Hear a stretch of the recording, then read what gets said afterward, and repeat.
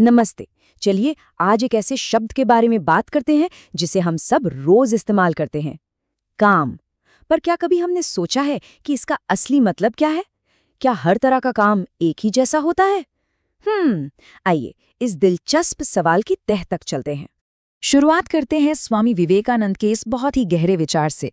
ये हमें बताता है कि काम सिर्फ एक गतिविधि नहीं, बल्कि एक तरह की पूजा है, एक समर्पण है। ये बात हमें सोचने पर मजबूर कर देती है कि क्या हम अपने काम को सच में इस नज़र से देखते हैं? तो हमारी कहानी के मेन कैरेक्टर्स हैं दो बच्चे, अनु और कबीर। एक दिन जब वो पार्क में खेल रहे थे तो उनकी नज़र अपनी पड़ोसन गीता मौसी पर पड़ी। वो इंडियन एयर फोर्स में पायलट हैं और अपनी यूनिफॉर्म में घर लौट रही हैं। उन्हें देखकर पूरे मोहल्ले को उन पर नाज होता है। तो चलिए अब जरा अनु और कबीर की दुनिया में और झांकते हैं और देखते हैं कि उनके आसपास लोग और क्या-क्या करते हैं। इससे ना हमें काम की अलग-अलग किस्मों को समझने में काफी मदद मिलेगी। तो ये हैं अनु के मम्मी पापा। उनकी कपड़े और यूनिफॉर्म की दुकान है। ये उनका बिजनेस है, इसी से उनका घर चलता है। और अब मिलिए कबीर के दादाजी से। वो बॉर्डर सिक्योरिटी फोर्स से रिटायर्ड हैं, पर उनका काम आप कह सकते हैं अभी खत्म नहीं हुआ है। अब वो अपना कीमती वक्त मोहल्ले के बच्चों को फ्री में ज्योग्राफी पढ़ाकर बिताते हैं। सिर्फ पढ़ाना ही नहीं, उनके हाथ तो हमेशा किसी न किसी काम में लगे रहते हैं, चाहे वो अपने सब्जियों के बगीचे में काम करना हो या घर के दूसरे कामों में हाथ बटाना। ये सब उनके दिन का एक अहम हिस्सा है। और अब देखिए अनु की मम्मी को। दुकान में मदद करने के अलावा वो एक वॉलंटरी ग्रुप का भी हिस्सा हैं। वहाँ वो दूसरी महिलाओं को बिना कोई फीस लिए बुनाई और सिलाई सिखाती हैं, ताकि वो महिलाएं भी अपने पैरों पर खड़ी हो सकें। अच्छा, कहानी में एक और इंटरेस्टिंग किरदार है, अनु का भाई रोहन। वो एक कंपनी में सॉफ्टवेयर इंजीनियर है और उसे सैलरी मिलती है। पर बात यहीं खत्म नहीं होती।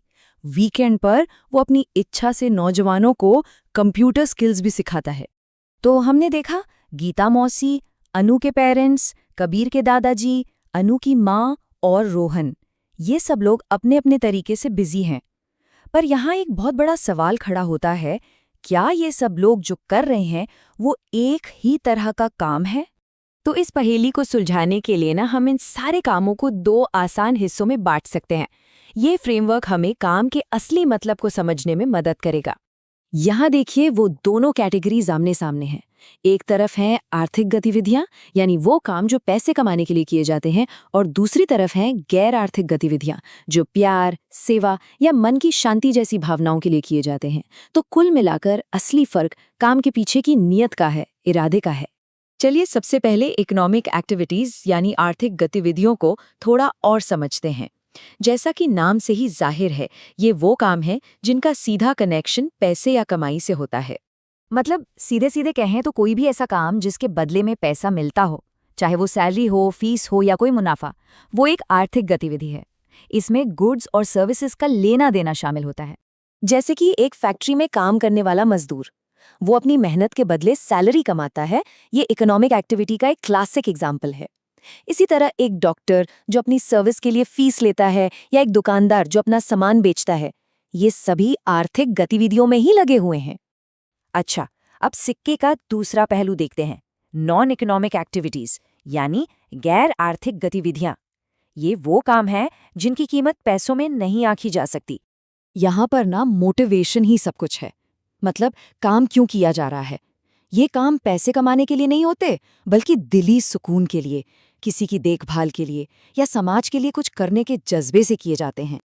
अब इसके एग्जाम्पल्स तो हमारी अपनी जिंदगी में भरे पड़े हैं।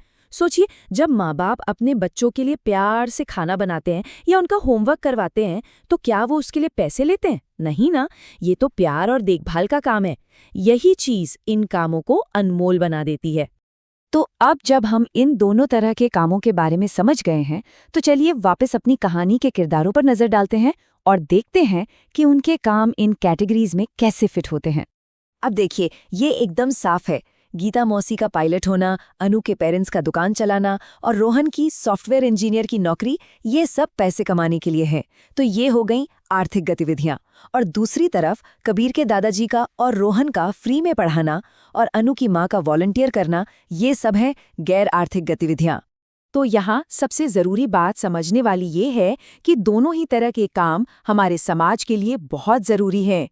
देखिए, आर्थिक काम हमारी इकोनॉमी को चलाते हैं, देश को आगे बढ़ाते हैं, और जो गैर आर्थिक काम है वो हमारे परिवारों को, हमारे रिश्तों को और हमारे समाज की नींव को मजबूत करते हैं।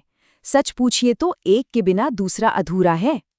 और आखिर में एक सवाल सबके लिए, कि जिस काम की कोई कीमत नहीं लगाई जा सकती, जैसे कि किसी की देखभाल करना, किसी की सेवा करना या किसी से प्यार जताना, हम एक समाज के तौर पर उसकी असली कीमत को कैसे पहचानें और उसे कैसे सम्मान दें, इस पर सोचने की जरूरत है।